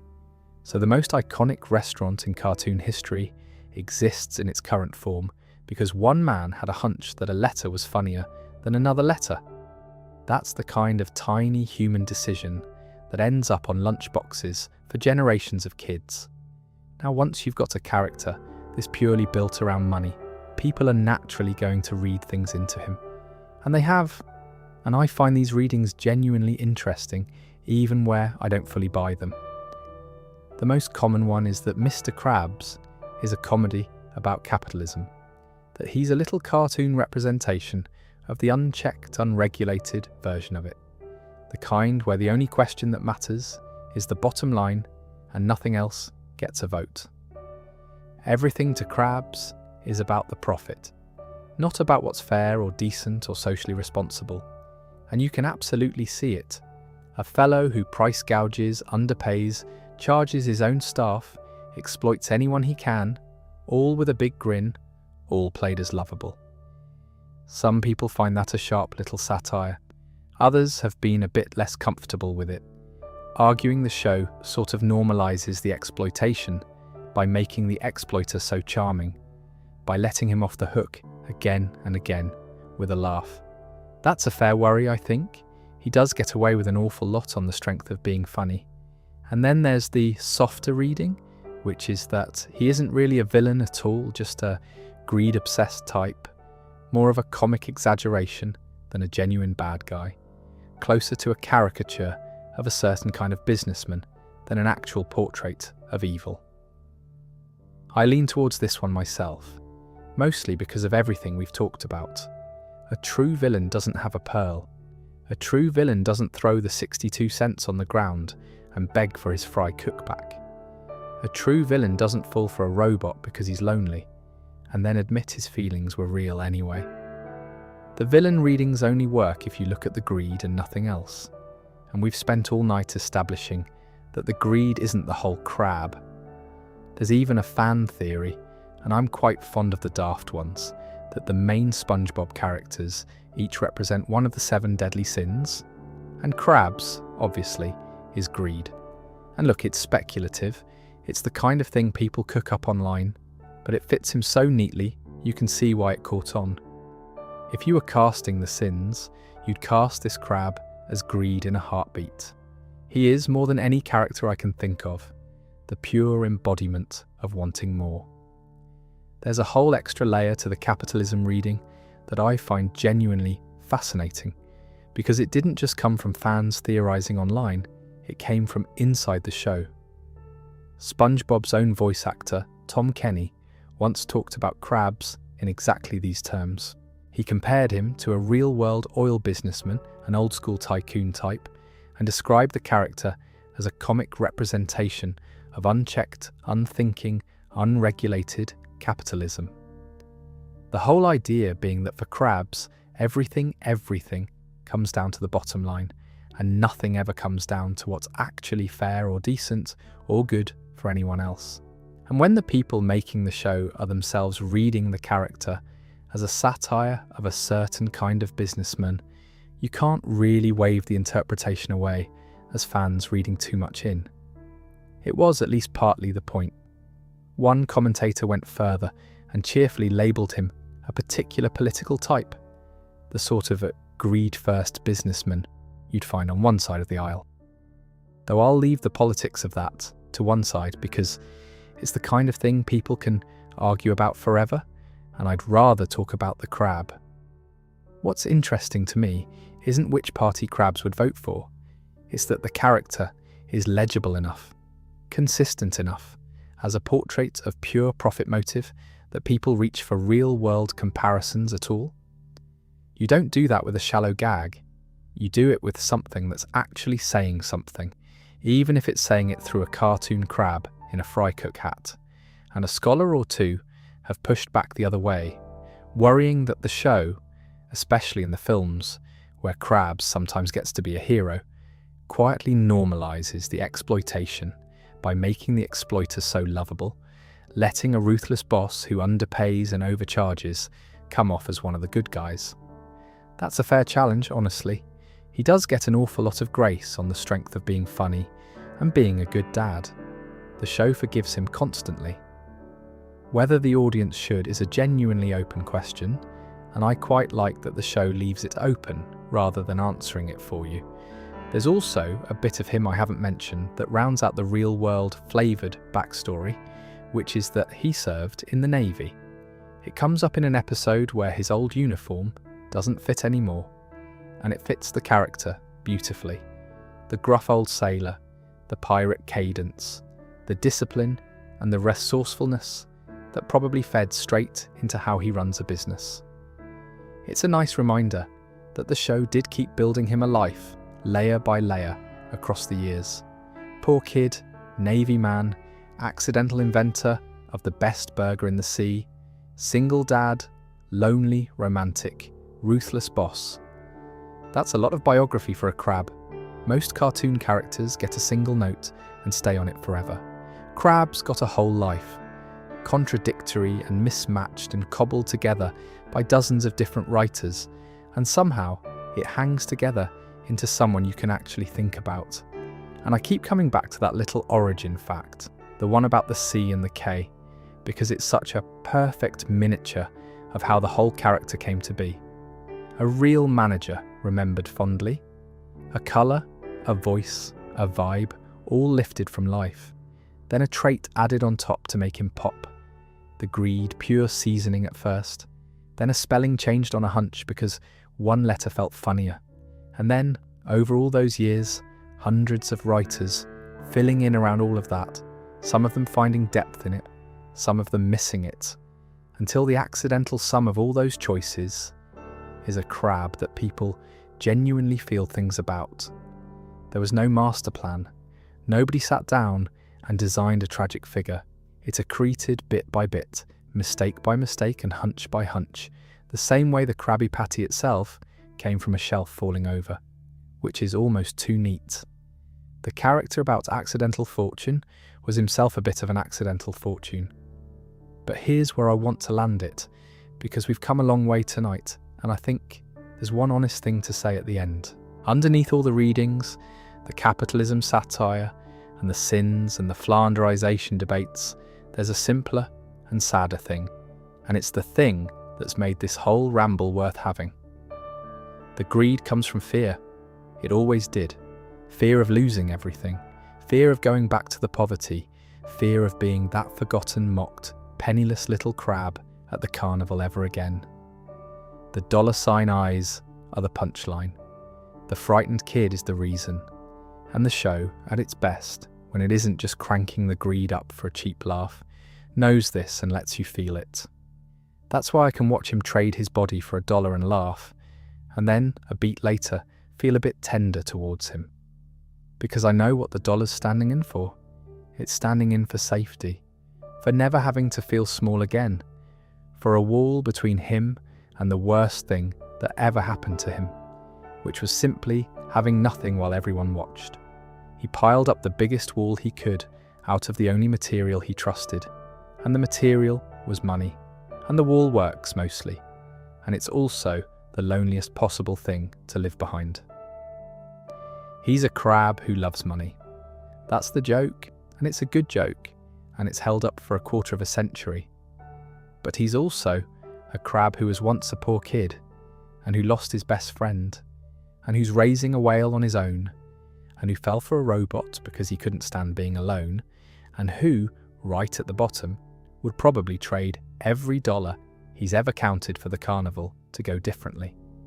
He just can't say that, so instead, he counts. And that, I think, is the whole of him. Anyway, that's about everything I had. Let me just wrap it up gently, and then you can drift off if you haven't already, which honestly would be a compliment. So there he is, Eugene H. Krabs, the greediest crab in the ocean, and it turns out one of the more quietly sad ones too, if you sit with him long enough, which we very much have. I came into tonight thinking of him as a joke mostly, the way I think most people do. The eyes go ka-ching, he loves his money, brilliant, funny crab, and he is all that. I'm not taking any of that back, but somewhere between the carnival penny and the robot bride and the dollar he traded his own body for, he turned into something a bit more than a joke, at least for me. A poor kid who never got over being poor. A friend who never got over losing his friend. A dad doing his clumsy best with a whale. A lonely fellow behind a wall of money he mostly built to keep the fear out, and only half noticed was keeping everyone else out too. And the lovely thing is, none of that stops him being funny. That's the trick of the really good characters. You can know exactly why they're sad and still laugh at them, and the laugh's warmer for the knowing. I'll never watch him cry over a clam-eaten dollar quite the same way again. and I mean that as high praise. If you enjoyed just wandering around inside one cartoon crab's head for a couple of hours, there's a whole ocean of them down in Bikini Bottom I'd happily do this with. Squidward's a proper study, all that thwarted artistry and misery. A fellow who thinks he's too good for his life and is quietly, tragically, probably right. Plankton, the little green one across the street, the one who got the torn scrap of the recipe, there's a whole tragedy there I've barely touched tonight. The mirror image of everything we talked about. The outcast who didn't get the lucky spill. Maybe the Flying Dutchman one day, or SpongeBob himself, who's a stranger character than his relentless cheerfulness lets on. We'll see. I've got a few of these rattling around, and no shortage of quiet nights to fill. But that's all for another time. For now, I hope you enjoyed the company, and I hope somewhere in the middle of all that, the carnival and the clam, and the robot bride, and the poor kid who never stopped being afraid, you found the crab was a bit more than the joke you came in expecting. That's usually the way with the ones worth talking about. You start out laughing at them and end up rather fond of them, and the fondness doesn't cancel the laughing. It just warms it up a bit. Thank you for keeping me company through all of it. I hope somewhere in the ramble you found the bit where you stopped listening and started sleeping, because that's rather the whole idea. Sleep well. Mind the clams.